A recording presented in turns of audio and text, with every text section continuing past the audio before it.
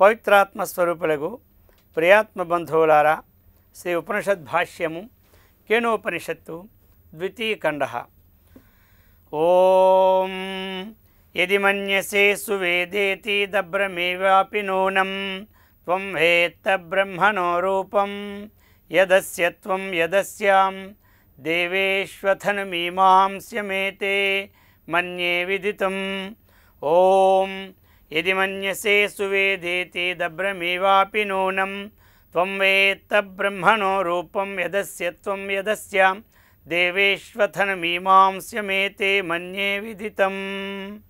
యది ఒకవేళ సువేదా బాగా తెలుసు ఇతి అని మన్యసే అనుకుంటే, ఒక పక్షములో ఆ బ్రహ్మను నేను బాగా తెలుసుకున్నాను అని ఒకవేళ అనుకుంటే, అపి నూనం నిశ్చయముగా చెప్తున్నారు, బ్రహ్మణః రూపం బ్రహ్మ యొక్క రూపాన్ని నీవు దభ్రమేవ కొద్దిగా మాత్రమే తెలుసుకున్నట్లు, నేను ఆ పరబ్రహ్మను సాక్షాత్కరించుకున్నాను అథవా ఆ పరబ్రహ్మను నేను బాగుగా తెలుసుకున్నాను అని అంటే, అందులో 100 అంశాల్లో ఒక అంశమును మాత్రమే నీవు తెలుసుకున్నవాడు కానీ పూర్తిగా దాని స్వరూపాన్ని నీవు తెలుసుకున్నవాడు కావని భావం అన్నమాట. ఈ ప్రకారముగా ఆ బ్రహ్మము యొక్క ఎత్తు ఏ రూపము త్వం నీవుగా ఏ రూపమైతే ఉన్నదో అది తెలుసుకున్నాను అనుకున్నావు, అస్య బ్రహ్మము యొక్క ఎత్తు ఏ రూపము దేవేషు దేవతల యందు కూడా చూస్తున్నాను అన్నావు, అథ ఇంకా తే నీకు మీమాంశం ఇంక నీవు బాగుగా తెలుసుకున్నవాడువు కాదు. అందువలన ఆ బ్రహ్మస్వరూపము గూర్చి విచారించవలసినదే. మీమాంసః అంటే పూజిత విచారో మీమాంసః, కాబట్టి విచారణ చేయవలసి ఉన్నది. విదితం ఇది తెలిసినదే అని మన్యే అనుకుంటున్నాను అని ఈ ప్రకారముగా చెప్పుకొచ్చారన్నమాట. యతి వేద్యం వస్తు విషయీభవతి తత్సుష్టు వేదితం శక్యం. ఏదైతే వేద్యము అంటే వేదితం యోగ్యం వేద్యం తెలుసుకొనుటకు యోగ్యమైన వస్తువుని వేద్యము అంటారన్నమాట. అటువంటిది ఏదైతే మనకు ఆ వస్తువు అయితే ఉందో అది సుష్టు వేదితం శక్యం. మనకి ఎదురుగా ఏదైనా ఒక వస్తువు పెడితే అది మనం చక్కగా చూస్తున్నాం కాబట్టి అందులో ఉన్న గుణగణాలు మనకి చక్కగా గోచరము అవుతున్నాయన్నమాట. ఆ ప్రకారముగా ఇంకొక ఉదాహరణ ఇచ్చారు. దాహ్యమివ దగ్ధుః అగ్నేః దగ్ధుః నహి అగ్నేః స్వరూపమేవ సర్వస్య హి వేదితుః స్వాత్మ బ్రహ్మ ఇతి. ఒక లోకములో ఉదాహరణ ఇచ్చారు. దహించు అగ్ని దాహ్యము తెలియను, కానీ దహించు అగ్నిస్వరూపము ఎరుగుజాలదు కదా. ఆ ప్రకారముగా సర్వవేదాంతానాం సునిశ్చితాః సమస్త వేదాంతములు నిశ్చితముగా చెప్పుచున్నది ఆ యొక్క పరబ్రహ్మస్వరూపాన్ని. యద్వాచ అభ్యుదితం అని పూర్వమే చెప్పి ఉన్నారు. ఏది అథవా దేనిని వాచా వాక్కులు అభ్యుదితం వర్ణింపజేయజాలవో శ్రోత్రస్య శ్రోత్రం ఇత్యాది శ్రోత్రమునకు శ్రోత్రమని కూడా చెప్పి ఉన్నారు. అన్యదేవతాత్ విదితాత్ అధః అవిదితాత్ అది అని ఇంతకుముందు మనకి ముందు శ్లోకంలో వ్యవహారంగా చెప్పేసినారు. ఇక అవిజ్ఞాతం విజానతాం విజ్ఞాతమ విజానతాం. విజానతాం నేను బాగుగా తెలుసుకున్నాను అంటే అవిజానతాం వారు ఏమీ తెలుసుకోనట్లే పరబ్రహ్మతత్వాన్ని అన్నమాట. అవిజానతాం నేను ఏమీ తెలుసుకోలేదంటే వారు చక్కగా తెలుసుకున్నట్లే అని భావం. ఈ ప్రకారముగా తస్మాత్తు ఇది చాలా సూక్ష్మమైనటువంటిది, అనుస్వరూపమైనటువంటిది, తెలుసుకోవడానికి కూడా శక్యం కానటువంటిది, అటువంటి దుర్విజ్ఞేయమైనటువంటిది. అందుచేత తస్మాత్ యుక్తమేవ శిష్యస్య సువేద ఇతి బుద్ధిం నిరాకర్తుం, అందుచేత నేను బహుగా తెలుసుకున్నానన్నటువంటి బుద్ధిని నిరాకరింపచేస్తూ ఉన్నాడు. నకి వేదిత వేదుహు వేదితుం శక్య, కాబట్టి వేదిత వేదితుహు, వేదిత కంటే తెలుసుకున్నటువంటి వాడనమాట. అతడు వేదితం నశక్య, తెలుసుకోలేట్లే. ఎట్లా అంటే అగ్నిర్దగ్ధురివ దగ్ధుమగ్ని నచ అన్యహాం, అగ్ని దాహ్యమైనటువంటి దానిని దహించును. అగ్ని దాహ్యము అంటే వస్తువు అన్నమాట, దాహకము అంటే అగ్ని అన్నమాట. అటువంటి అగ్ని దాహ్యము దహించుటకు యోగ్యమైన వస్తువులను అది దహింపజేస్తూ ఉంది. కానీ తనను తానెప్పుడూ కూడా దహింపు కొనదు, అది విశేషమన్నమాట. అది శక్యము కూడా కాదు, తన్ను తాను నాశము ఎవరూ చేసుకోరన్నమాట. ఆ ప్రకారముగా చెప్తూ ఉన్నారు. ఇది కదాచిత్తు మన్యసే సువేదీతి, ఒకానొకప్పుడు నేను బాగుగా తెలుసుకున్నాను అన్నటువంటిది అనుకుంటే, కదాచిత్ యథాశ్రుతం దుర్విజ్ఞేయం, అది తెలుసుకోవడానికి కూడా వీలు పడనదని కదాచిత్ చెప్తుంది శాస్త్రము. అపి క్షీణదోషాః సుమేధాః కశ్చిత్ ప్రతిపద్యతే. క్షీణదోషాః అంటే దోషములు అథవా క్లేశములు, అవిద్య, అస్మిత, రాగము, ద్వేషము, అభినివేశం ఇత్యాది క్లేశాః, ఇటువంటి దోషములు లేనటువంటిది క్షీణదోషాః. సుమేధాః, మేధ అంటే చక్కనైనటువంటి అవగాహన శక్తి గలవాడనమాట. కశ్చిత్ ప్రతిపద్యతే, కశ్చిన్ ఇటు అటువంటి వారి యొక్క ఆశంక నివారణార్థం చెప్తూ ఉన్నారు. అమృతం అభయం ఏతద్ బ్రహ్మ, ఇది ఎలాంటిది? బ్రహ్మ అంటే భయరహితమైనటువంటిది, మృతరహితమైనటువంటిది. అటువంటి బ్రహ్మ ప్రాజాపత్యం పండితోపి అసురాద్విరోచన స్వభావదోషవశాత్తు అనుపపద్యమానమపి విపరీతం అర్థం శరీరం ఆత్మ ఇది ప్రతిపన్నం. ఒకానొక సమయంలో బ్రహ్మదేవుని దగ్గరకు ఇంద్రుడు దేవతల యొక్క రాజు అన్నమాట. ఆ ప్రకారముగా రాక్షసులకు రాజు విరోచనుడు, వీరిద్దరూ కలిసి ఏదో ఒక విజ్ఞానాన్ని పొందానని ఆ యొక్క బ్రహ్మదేవుని దగ్గరికి వెళ్ళారు. సరే, అప్పుడు బ్రహ్మదేవుడు 32 సంవత్సరాలు సేవ చేయమని చెప్పినాడు. ఆ ప్రకారముగా వారిద్దరూ 32 సంవత్సరాలు సేవ చక్కగా చేశారు. చేసిన తర్వాత వారికి ఒక ఆజ్ఞ ఇచ్చారు. ఏమనగా, మీరిరువురు కలిసి ఇక్కడ సరోవరం ఉన్నది బ్రహ్మలోకములో, ఆ సరోవరం చెంతకు వెళ్ళి అక్కడ మీరు ఇంతకు పూర్వము రాజులుగా ఉన్నప్పుడు ఆభరణాలు, ఆ ఆభరణాలన్నీ పెట్టుకొని అవి చక్కగా ఆ పెట్టుకున్నటువంటి శరీరముతో మీరు ఆ నీటిలో ఛాయ్ చూడండి. ఆ తరువాత ఆభరణాలను తీసి ఒడ్డున పెట్టి తరువాత సామాన్య వస్త్రములతో మరలా నీటిలో ఛాయను చూడండి అని చెప్పినారు. అప్పుడు ఆ విధంగా వారు వెళ్ళి ఆభరణములు ధరించుకొని ఛాయను చూశారు ఒకసారి. ఆ విధంగా ఆభరణములు తీసి తర్వాత నీడను తాను చూసుకున్నారు. అయితే వారిద్దరూ కూడా ఒక నిశ్చయానికి వచ్చారు, విచారించారు అక్కడే. ఏమనగా, ఇక్కడ మనము ఈ ఆభరణాలు వేసుకోవడానికి ఆధారం శరీరము, తీసిన తర్వాత మనకి శరీరం మీద ఆభరణం కనబట్టలేదు కాబట్టి ఆధారము శరీరము, కాబట్టి ఈ ప్రపంచానికి శరీరము ఆధారము, ఇదే పరమాత్మ, ఇదే ఆత్మ అని ఇద్దరూ కూడా నిశ్చయం చేసుకున్నారు. చేసుకొని బ్రహ్మదేవుని దగ్గరికి తిరిగి వెళ్ళి నమస్కారం చేసి, ఇంతవరకు మీకు చేసిన సేవ వలన మాకు చక్కటి ఫలితం లభించినది, అవగాహన అయినది, ఇంకా తెలుసుకున్నది కూడా లేదు. ఏమిటనగా, ఈ శరీరమేవ స్వాత్మ, ఇంతకన్నా భిన్నమైనది, ఇంతకన్నా వ్యతిరేకమైనది, ఇంతకన్నా అధికమైనది ఒక్కటి లేదు అని చెప్పినారు. ఎప్పుడైతే మనం గురు సన్నిధికి వెళ్ళామో అప్పుడు మాకు ఇంతవరకు జ్ఞానం కలిగినది, ఇంకా తెలుసుకోవలసింది ఏమైనా ఉన్నదా, ఈ జ్ఞానం మాకు సరిపడినదా లేదా అన్నటువంటి విశేషణాన్ని అడిగితే వారు చెబుతారు, అంతా మాకు తెలుసు అంటారు. కొంతమంది గురువుల దగ్గరికి వెళ్తారండి, వెళ్ళినప్పుడు ఏమంటారంటే, స్వామీజీ మీకు అన్నీ మాకు తెలుసు, అయితే ఏమిటంటే ఏదో చిన్న విషయం కోసం వచ్చామంటారు. అలా కాకుండా వెళ్ళేటప్పుడు నాకు ఏమీ తెలియదు, విషయం చక్కగా చెప్పాలి అని అన్నారనుకోండి, వారు ఉత్సాహవంతులు చెబుతారు.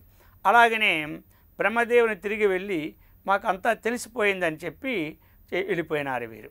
సరే, ఈ వెళ్ళిపోయి విరోచనుడు ఏం చేశాడో తెలుసా? ఆ రాక్షస లోకానికి వెళ్ళి అక్కడ చెప్పాడు, శరీరమేవ స్వాత్మా, ఈ యొక్క శరీరమే పరమాత్మ స్వరూపము, ఇంతకన్నా అధిగమించింది ఎక్కడా కూడా ఇక లేదు అని అంతా ప్రచారం చేశాడు. దేవేంద్రుడు మాత్రం దేవలోకం వెళ్తూ విచారించాడు. విచారించి ఈ శరీరము కూడా ఒకసారి దహనమైపోతుంది కదా, ఈ పంచభూతాత్మ శరీరం, మరి దీనికి ఏదో ఒక అతిరిక్తమైనటువంటి విషయం ఉండి తీరాలా అన్నటువంటి విషయాన్ని మరలా జ్ఞప్తికి తెచ్చుకొని మరలా వచ్చాడు.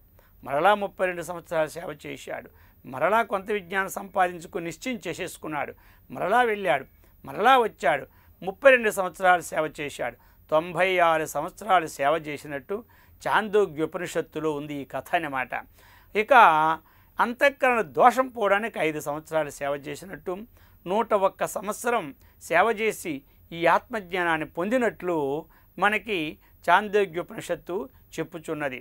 కాబట్టి ఈ రోజుల్లో ఇంకా మనకి ఎంత విజ్ఞానం పెరిగిందో చూడండి. అటువంటి విజ్ఞానం మనము ఒక్క గడియ 2 గడియల్లోనే సంపాదించుకునే విజ్ఞాన శక్తి కలుగుతున్నది. ఎలా అంటే ఖట్వాంగ మహారాజు 2 గడియలలో ఆత్మ సాక్షాత్కారాన్ని, ఆత్మజ్ఞానాన్ని పొందినట్లు భాగవతం మనకు చెబుతున్నది. ఆ ప్రకారముగా శుకులు వారు ఆ యొక్క పరీక్షణ్ మహారాజుకి 7 రోజుల్లో భాగవతాన్ని వినిపించి ఆ విజ్ఞానాన్ని పొందినట్టు మనకి పరీక్షణ్ మహారాజు కూడా చెప్తున్నారు. కాబట్టి పూర్వము 101 సంవత్సరం సేవ చేసి ఈ ఆత్మవిజ్ఞానాన్ని పొందారంటే అర్థం ఏమిటి?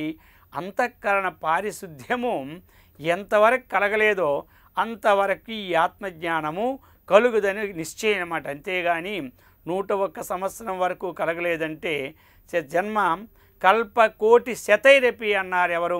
శంకరాచార్యుల వారు. ఎంతవరకు మనకి అంతఃకరణ శుద్ధి కలగలేదు అంతవరకు ఆత్మజ్ఞానము కలగదు. అయితే ఏదో ఒక విషయాన్ని తెలుసుకొని నాకు తెలిసినది అంటే అది తెలిసినది కాదని ఈ ఉపనిషత్తు మనకి ప్రతిపాదిస్తూ ఉన్నది. కాబట్టి ఆ విజ్ఞానాన్ని చక్కగా అవగాహన అయినట్టు ఆచార్యుల వారు వేదమాత మనకిచ్చి అనుగ్రహించుగాక. ఓం శాంతి శాంతి శాంతి. హరి ఓం తత్సత్. పవిత్రాత్మస్వరూపులకు ప్రియాత్మ బంధువులారా, శ్రీ ఉపనిషద్ భాష్యము కేనోపనిషత్తు. యది మన్యసే సువేదేతి దబ్రమేవాపి నూనం త్వం వేత్త బ్రహ్మణో రూపం యదస్య త్వం యదస్య దేవేశ్వతను మీమాంసమేవ తే మన్యే విదితం. ఈ శ్లోకాన్ని నిన్న మనం చెప్పుకొని వస్తూ ఉన్నాం.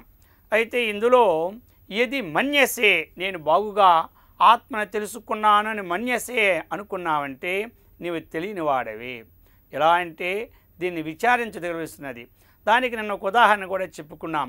ఇంద్ర విరోచనలు బ్రహ్మదేవుడి దగ్గరికి వెళ్ళడము, విరోచనుడు శరీరమే ఆత్మని తెలుసుకోవడము, ఆ విధంగా అతని నిశ్చయముతో దేవలోకములో కాదు రాక్షస లోకములో వెళ్ళి ఉండిపోవడం అన్నమాట.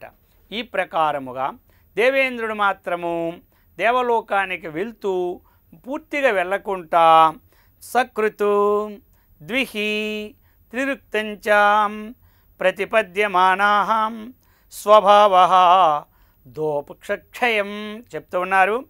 దోషక్షయం అపేక్ష చతుర్థే పర్యాయే ప్రథమోక్తమేవ బ్రహ్మ ప్రతిపన్నత్వాత్. ఈ ప్రకారముగా 3 సార్లు అయిన తర్వాత 4వసారి చక్కగా పూర్వం ఏదైతే ప్రతిపాద్యమైన విషయమో దాన్ని అవగాహన తెచ్చుకున్నారు. అందుచేత లోకేపి ఏకస్మాత్ గురోహో శృణవతాం కశ్చిత్ యథావత్ ప్రతిపద్యతే కశ్చిత్ అయథావత్తు కశ్చిత్ విపరీతం కశ్చిత్ న ప్రతిపద్యతే. ఇంకొకటి చెప్తున్నారు భాష్యములో ఉదాహరణ. లోకములో కూడా ఒక్కొక్క గురువు దగ్గర కొంతమంది శిష్యులు శ్రవణం చేస్తారు. శ్రవణం చేసేటప్పుడు ఒక్కొక్కరు గురువుగారు ఏ విధంగా చెప్పారో అదే విధంగా వారు మననం చేస్తారు, అర్థం చేసుకుంటారు. ఇంకొకరు అటువంటి దానిని యథాతథంగా అర్థం చేసుకోరు, కొంతమంది విపరీతంగా అర్థం చేసుకుంటారు. మరి ఈ దోషము ఎక్కడ సంభవిస్తూ ఉన్నది అంటే తన అంతఃకరణములో శుద్ధముగా లేనందున ఆ కారణము చేత వారి యథార్థమైనటువంటి విజ్ఞానాన్ని సంపాదించలేకపోతున్నారన్నమాట. ఈ ప్రకారముగా కిం వక్తవ్యం అతీంద్రియం ఆత్మతత్వం, అటువంటిది ఆ ఆత్మతత్వాన్ని పూర్తిగా చెప్పాలంటే ఎవరి తరము? అందుకనే ఆశ్చర్యవత్ పశ్యతి కశ్చిదేనం ఆశ్చర్యవద్వదతి కశ్చిత్ అన్నారు. కాబట్టి కొంతమంది ఆశ్చర్యంగా దీన్ని చూస్తుంటారు, కొంతమంది ఆశ్చర్యంగా దీన్ని వింటారు, కొంతమంది ఆశ్చర్యంగా చెబుతూ ఉంటారు. కానీ చూసిన వారు కానీ చెప్పిన వారు కానీ ఒక్కరూ కూడా యథార్థంగా దీన్ని తెలుసుకునేవారు కాదని చెప్తూ ఉన్నారు. అత్రవా విప్రతిపన్నాహాం సదసద్వాదినహాం తార్కికాహాం సర్వే, వీరందరూ కూడా తస్మాత్ విదితం బ్రహ్మ ఇది సునిశ్చితోక్తమపి విషపత్తి ప్రత్యత్వాత్యది మన్యసే ఇత్యాది సా శంకావచనం యుక్తమేవా. ఇది చాలా వారికి మాత్రం అనేకమైన భ్రమలు కల్పిస్తుంటుందన్నమాట. అందుచేత ఈ శ్లోకము ఈ విధంగా మనకి చెప్పినారు. ద బ్రహ్మ్ అంటే అల్పం, నూనమేవని అర్థం. అనేకాని నామరూపోపాధి కృతాని బ్రహ్మణః రూపాని నస్వతః. అయితే మరి బ్రహ్మకు నామరూపాలు ఉన్నాయా అంటే స్వతసిద్ధముగా అతనికి నామరూపాలు లేవన్నమాట. అతడు ఉపాధికృతత్వాత్ నామరూపాలు, ఆ ఉపాధిని ఆశ్రయించుకొని నామరూపాలు వచ్చాయి. ఏ ఉపాధి? మాయోపాధి, అవిద్యోపాధి. ఈ ఉపాధులతో ఈ లోకాన్ని సృష్టించారు కాబట్టి అనేకమైనటువంటి నామరూపాలు ఉన్నట్లు గోచరిస్తున్నాయన్నమాట. అశబ్దం, అస్పర్శం, అరూపం, అవ్యయా తథారసం నిత్యం అగంధవచ్చయత్తు. శబ్దము లేదు, స్పర్శము లేదు, రూపము లేదు, రసము లేదు, గంధము లేదు. అటువంటి వానికి ఇది శబ్దాదిభిః సహ రూపాన్ని ప్రతిషిధ్యంతే. ఈ శబ్దస్పర్శ రూప రసాదులు శరీరానికి సంబంధించినవే కానీ ఆత్మయందివి లేవని అర్థమన్నమాట. ధర్మేణ యత్ రూప్యతే తదేవ తస్య స్వరూపం ఇది బ్రహ్మణః.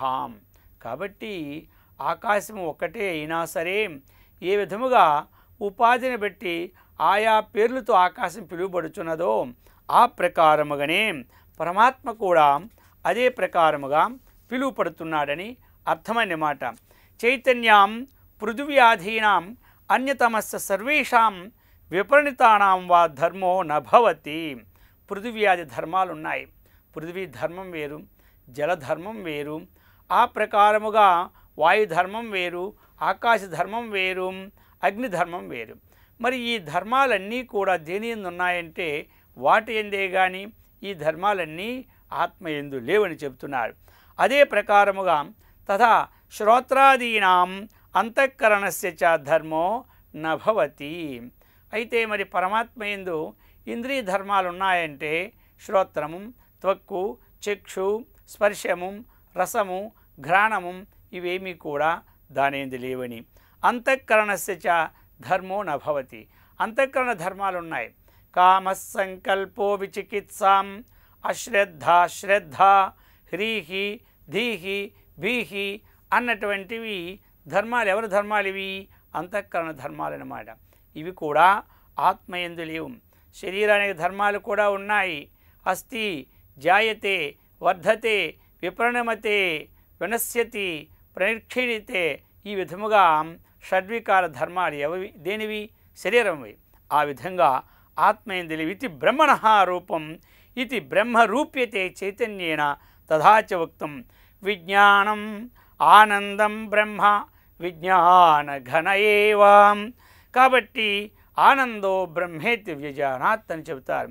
సత్యం, జ్ఞానం, అనంతం బ్రహ్మ, ప్రజ్ఞానం బ్రహ్మ. ఇది బ్రహ్మణః రూపం నిర్దిష్టం శృతిషు. అయితే ఇవి వాస్తవికమైనది కాదనమాట. బ్రహ్మకి వాస్తవికమైనటువంటిది కాదు. అయితే ఆ తత్వాన్ని గోచరము చేసుకోవడానికి ఒక ప్రక్రియ ఇదే, అంతే అన్నమాట.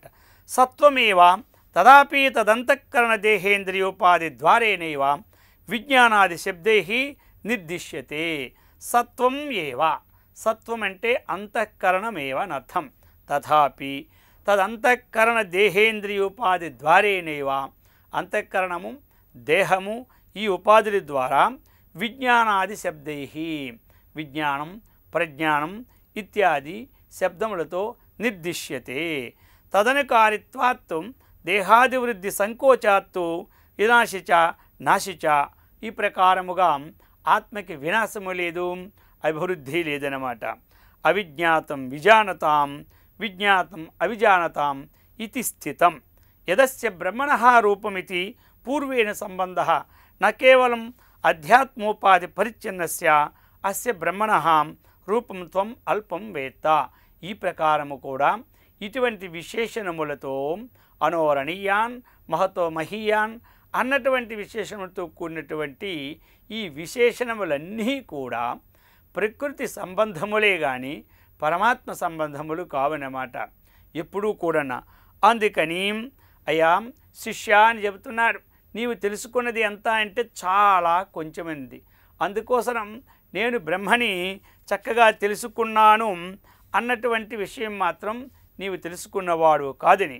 ఎస్తు విధ్వస్త సర్వోపాధి విశేషం శాంతం తం ఏకం అద్వైతం భూమాఖ్యం చెప్తూ ఉన్నారు. ఇప్పుడు ఏ సమయంలో ఉపాధి రహితం, శాంతం అంటే ఉపాధి లేకపోవడం అన్నమాట, అది జరుగుతున్నదో తం ఏకం అద్వైతం, ఎప్పుడు ఉపాధి రహితమైందో ఏకం సజాతీయ విజాతీయ స్వగత భేదరహితమైన దాన్ని ఏకము అంటారన్నమాట. పరమాత్మతో సమానమైనటువంటి ఇంకొక వస్తువు లేదు కాబట్టి సజాతీయం లేదన్నమాట. పరమాత్మ కంటే భిన్నమైన వస్తువు లేదు కాబట్టి విజాతీయం లేదన్నమాట. ఇప్పుడు ఒక చెట్టునికి ఏ విధంగా శాఖలు కొమ్మలు ఈ పక్క ఆ ప్రక్కన ఉంటుంటాయో అదే విధముగా పరమాత్మకి స్వగత భేదము కూడా లేదన్నమాట. ఇప్పుడు ఒక మానవులు ఉన్నారు, ఆ మానవునికి విజేతం పశుపక్షాదులు చెట్లు ఉంటాయన్నమాట. ఆ ప్రకారముగా పరమాత్మకి విజాతీయము లేదు, సజాతీయము లేదు, స్వగత భేదము లేదు. అద్వైతం ద్వితీయాత్ భయం భవతి, ద్వైతం ఎప్పుడూ కూడా భయాన్ని కల్పిస్తుందట. ద్వైతం అన్నదే లేదు, ఉన్నది ఒకటే ఒకటి వస్తువు అని చెబుతుంది. భూమాఖ్యం నిత్యం, అది సదా ఉన్నటువంటిది. బ్రహ్మ బృహత్వాత్తు సర్వవ్యాపకత్వాత్తు బ్రహ్మ నతత్ సువేద్యం ఇత్యభిప్రాయ, దానిని చక్కగా తెలుసుకోవడము సాధ్యము కాదని భావము. యత ఏవం అథన తస్మాత్ మన్యే అద్యాపి మీమాంశం, ఇది విచారించాలి, ఆత్మానుభవాన్ని తెచ్చుకోవాలి తనకు తానే. అంతేకాని ఇది బుద్ధికి అర్థాన్ని ఇచ్చేదే కానీ ఆ బుద్ధిని కూడా వికాసింపచేస్తుంది. బుద్ధి ద్వారా నిశ్చయం ఏదైతే చేస్తున్నామో అదంతా ఉపాధి కల్పిత ధర్మమే కానీ ఉపాధికి అతిరిక్తమైనది ఎప్పుడూ కూడా ఆ బుద్ధి నిశ్చయం చేయలేదు. అయినను ఇటువంటిది అని విచార్య చక్కగా మీమాంసం ఏవత్ తదేవ బ్రహ్మ, ఈ ప్రకారముగా ఆచార్యయుక్త, ఆచార్యునితో చెప్పబడిన తరువాత శిష్య, శిష్యుడు ఏం చేయాలి మరి? ఏకాంత ఉపవిష్ట, ఏకాంతే అంటే వివిక్తవాసము, అటువంటి జనరహితమైన స్థలాన్ని కూడా ఏకాంతము అంటారు కొంతమంది. ఇంద్రియాలని స్వాధీనం చేసుకుంటూ ఆత్మావలోకనము చేసిన స్థితిని కూడా ఏకాంతము అంటారు. సరే, మరి మొట్టమొదట సాధకుడు వివిక్త వాసమే చేయాలి. జనరహితమైనటువంటి వాసములో విచారణకు యోగ్యము అని ఆలోచించి ఏకాంతే ఉపవిష్ట అంటే సమాహిత, చక్కగా ఏకాంత స్థలములో కూర్చొని యథోక్తం ఏ ప్రకారముగా ఆచార్యేణ ఆగమార్థత అంటే ఆగమంటే శాస్త్రము, అలాగనే ఆచార్యుడి ద్వారా ఏ ప్రకారముగా చెప్పబడినున్నదో అది ఆ ప్రకారంగానే తీసుకోవాలి. అంతేగాని విచార్య తర్కత నిర్ధార్యాం, ఏ ప్రకారముగా చెప్పారో ఆ ప్రకారంగా తీసుకుంటే మనకి వ్యతిరేక భావన రాదు. లేకపోతే జీవుడు ప్రతి దేహములో ఉన్నటువంటి జీవులు అనేకులు కదా, మరి గురువుగారు జీవత్వము ఒక్కటేని చెప్పారు అని మనకు మొట్టమొదటి విచారణ కలుగుతుంది. అది మరి గురుముఖతః విచారణ చేయాలి. ఎందుకు అంటే అగ్ని నిప్పు పూర్వం కట్టెలు కాల్చేవారు. ఆ కట్టె ఇలా మనం అన్నాం అనుకోండి, దానిలో నుంచి అనేకమైనటువంటి చిన్న చిన్న చిన్న మినుగురుల్లాగా అగ్నిప్పులు రాలుతాయి. మరి ఈ అగ్నిప్పులు దేని నుంచి ఉద్భవించినాయి? అగ్ని నుంచి ఉద్భవించినాయి. కాబట్టి అవి వేరు కాదు. ఇటువంటి విచారణ తెలుసుకునే ధీశక్తిని వేదమాత ఆచార్యుల వారు మనకిచ్చి అనుగ్రహించెదరుగాక. ఓం శాంతి శాంతి శాంతి. హరి ఓం తత్సత్. పవిత్రాత్మ స్వరూపులకు ప్రియాత్మ బంధువులారా, శ్రీ ఉపనిషత్ భాష్యము కేనోపనిషత్తు. కేనోపనిషత్తులో ద్వితీయ ఖండంలో మనం చెప్పుకుంటున్నాము. నాహం మన్యే సువేదేతి నోన వేదేతి వేదచాం యోనస్తద్వేద తద్వేద నోన వేదేతి వేదచాం. నాహం మన్యే సువేదేతి నోన వేదేతి వేదచాం యోనస్తద్వేద తద్వేద నోన వేదేతి వేదచాం. నా అహం మన్యే సువేద ఇతి నః న వేదేత్ వేద చ యః న తత్ వేద తత్ వేద నః న వేద ఇతి వేద చ. చెప్తున్నారు, అహం నేను, తత్ ఆ బ్రహ్మముని, సువేద ఇతి బాగుగా తెలుసుకున్నానని, నమన్యే అనుకోను. ఇప్పుడు శిష్యుడు అంటున్నాడు, ఏ విధంగా మనము ఈ విషయాన్ని వ్యక్తపరచాలో అర్థం అవ్వలేదు. ఎందుకంటే ఇది అగమ్య గోచరం, వాచామ గోచరం, చక్షు అగోచరం. ఇటువంటి దాన్ని మరి ఏ విధంగా నేను గురువు దగ్గర చెప్పాలి అన్నటువంటి విషయాన్ని బుద్ధిలో నుంచుకొని అంటూ ఉన్నాడు. అహం నేను, తత్ ఆ బ్రహ్మమును, సువేద ఇతి బావుగా తెలుసుకున్నానని, నమన్యే అనుకోను. నవేద ఇతి ఆ ప్రత్యగ్భిన్న అటువంటి బ్రహ్మమును తెలియదని కూడా నా అనుకోను. వేదచ తెలుసును, తెలియదు కూడా, అదేనమాట. నహ మాలో అంటే నా తోటి విద్యార్థులలో యహ ఎవరైనా సరే, ఏ ఒక్కడైనా తత్తు దానిని వేద ఎరుగునో అతడు తత్తు దానిని వేద ఎరుగి ఉన్నాడు. అంటే తెలియననియూ కాదు. నవేద ఎరుగును ఇతి అని, వేదచ ఎరుగుదును, ఎరుగుకుండా ఉందును అని ఈ ప్రకారముగా చెప్తూ ఉన్నారన్నమాట. కాబట్టి ఇక్కడ ఒక విషయం ఏమిటంటే, బ్రహ్మం అనేది బాగా తెలుసుకున్నాను నేను అని అనుకోను. అసలు తెలియదని కూడా నేను అనుకోను. తెలుసు కూడా, తెలియదు కూడా. బ్రహ్మను గూర్చి తెలుసును, తెలియదు అని మనలో ఎవడైతే అనుకుంటాడో వాడే బ్రహ్మముని తెలిసినవాడు. ఎందుకంటే ఈ నిర్ధార్యం చాలా కఠినమైనది అన్నమాట. అటువంటి కేవలము ఆ బ్రహ్మతత్వాన్ని అవగాహన చేయించేదే ఈ ఉపనిషత్తు అన్నమాట. బుద్ధిలోని జ్ఞానానికి, ఆత్మానుభవానికి తేడా ఉన్నదన్నమాట. ఏమిటా తేడా? బుద్ధి బయట ఉన్నటువంటి విషయాలని తెలుసుకొని జ్ఞానం సంపాదించుకుంటుంది. ఆత్మ బుద్ధికి అతీతమైనది. బుద్ధికి చైతన్యాన్ని ఇచ్చేది, బుద్ధి దానిని తెలుసుకోలేదు. కాబట్టి తెలుసుననే పదం ఆత్మానుభవానికి అన్వయించదు అంటున్నారు. ఎందుకు అంటే బుద్ధి అనేది గోచరమైనటువంటి విషయములని నిశ్చయం చేస్తుంది. ఇది మంచిది, ఇది చెడ్డది, ఇది ఆత్మ, ఇది అనాత్మ అన్నటువంటి నిశ్చయం చేస్తుంది అన్నమాట. అయితే మరి ఇది అనుభవం అనేది ఆ బుద్ధికి అతీతమైనటువంటిది అన్నమాట.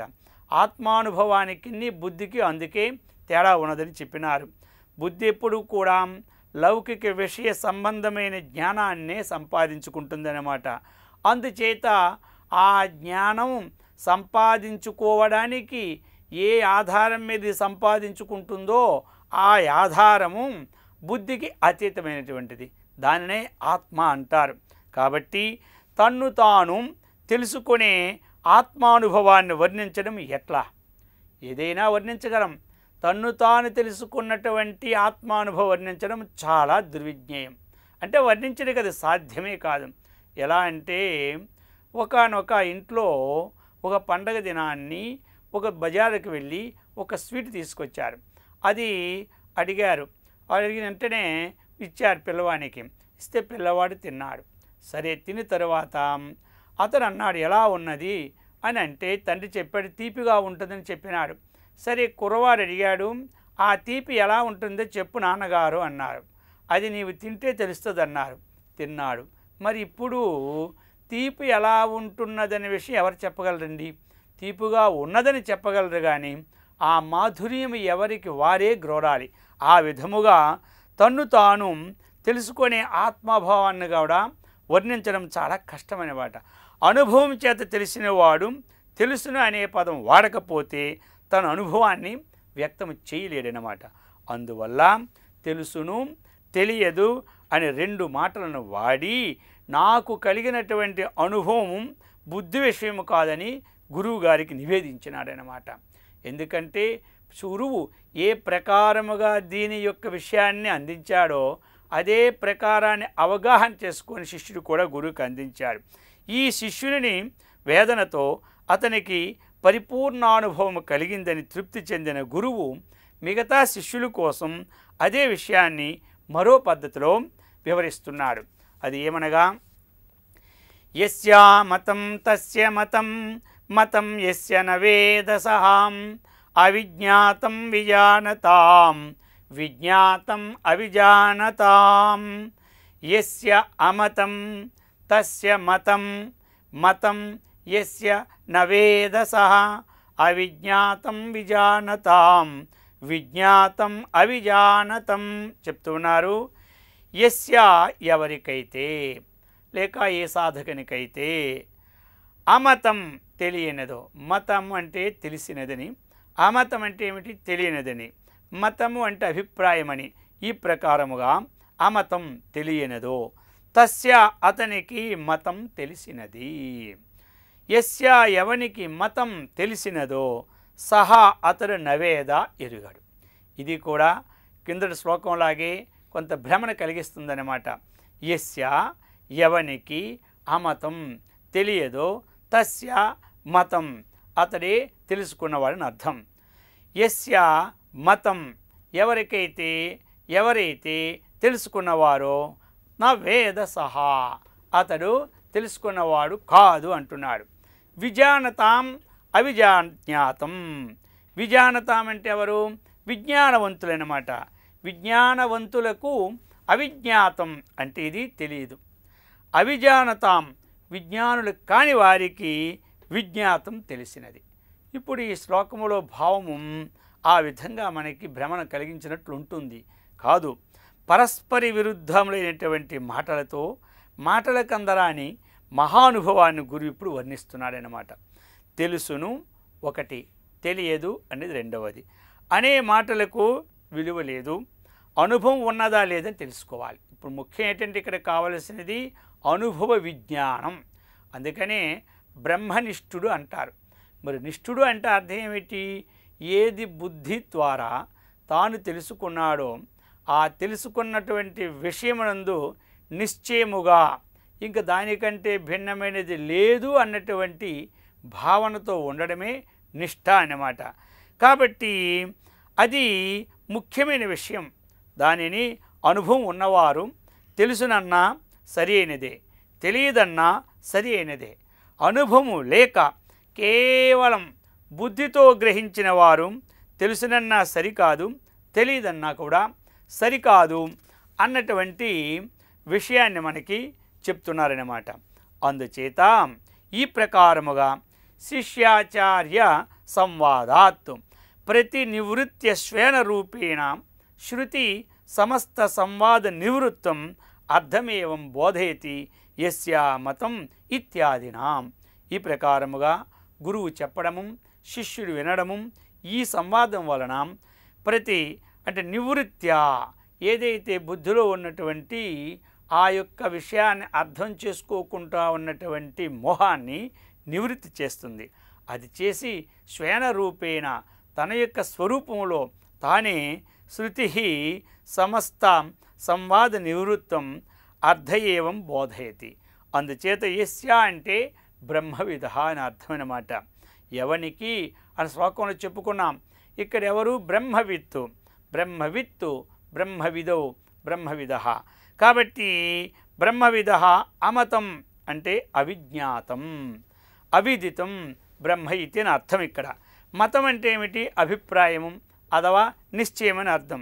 తస్య మతం జ్ఞాతం సమ్యక్ బ్రహ్మ ఇత్యభిప్రాయ. యస్య మరలా ఏ బ్రహ్మవిధునికి పునః మతం అనేది విజ్ఞాతం అనేది విదితం బ్రహ్మ ఇతి. అందుచేత ఈ విధముగా నిశ్చయ నవేద సహ న బ్రహ్మ విజానాతి సం. కాబట్టి యథోక్త పక్షావధారయతి. అవిజ్ఞాతం అంటే అమతం, అవిదితమేవ బ్రహ్మ విజానతాం. ఈ ప్రకారముగా ఇటువంటి విషయాన్ని మనం తెలుసుకోవాలి. మరి ఏ విధంగా తెలుసుకుంటాము? ఇంద్రియ మనో బుద్ధి ఉపాధిషు ఆత్మదర్శినాంతు బ్రహ్మోపాధి వివేక అనుపలంబాత్. ఇక్కడ భాష్యకారులు చెప్తున్నారు, ఇంద్రియమి ద్వారా, మనస్సు ద్వారా, బుద్ధి ద్వారా, ఈ ఉపాధుల ద్వారా నాకు ప్రత్యక్షమైనది అంటే ఆ ప్రత్యక్షమైనటువంటిది యథార్థమైనటువంటి విషయం కాదు నిర్ధారణ ఇక్కడ వచ్చినదన్నమాట. ఎందుకు మరి? మొట్టమొదటే చెప్పారు యద్వాచ అనభ్యుదితం అని. ఏది వాక్కు వర్ణింపచాలదో, వాక్కు దేనిని వర్ణిస్తున్నదో, ఏ శక్తి వల్ల ఈ వాక్కు వర్ణిస్తున్నదో అది బ్రహ్మ అని చెప్పినారు. అదే అసలమైనటువంటి స్థితి అన్నమాట. ఆ ప్రకారముగా విదితం బ్రహ్మ ఇతి ఉపపద్యతే భ్రాంతి. ఈ విధముగా భ్రాంతి జ్ఞానము ద్వారా తెలుసుకున్నానని అంటాడు. అసమ్యక్ దర్శనం పూర్వపక్షత్వేన. దీనిని సమ్యక్ అంటే చక్కగా, దర్శనం అంటే ప్రత్యక్షము అథవా చూడడం, అసమ్యక్ అంటే దానిని యథాతథంగా చూడుకుంటా ఉండడం. అందుచేత ఇది మనకి కావాలి అంటే చక్కగా గురు సన్నిధిలో కొంతకాలం ఉండి అధ్యయనం చేసి అనుష్ఠానం చేస్తే, ప్రతిరోజు వింటూ వింటూ ఉంటుంటే దాని వలన చక్కగా అర్థమవుతుందన్నమాట. అందుకే చెప్పినారన్నమాట, వేదాంతం శ్రవణం మనం చేయాలంటే మొట్టమొదట అధికారి మనం కావాలి. ఆ ప్రకారముగా ఆ అధికారత్వం పొందిన గురువు కావాలన్నమాట. వీరిద్దరూ ఏకమైనప్పుడే అతి సూక్ష్మమైనటువంటి వస్తువును కూడా గ్రహించుట శక్తి శిష్యునికి వస్తుంది. అతి సూక్ష్మమైన వస్తువు ఏ విధంగా చెప్పాలా అన్నటువంటిది దుర్విజ్ఞేయమైన పదార్థాన్ని కూడా సువిజ్ఞేయంగా చక్కగా విడమర్చి చెప్పినటువంటి సామర్థ్యము గురువుకున్నప్పుడు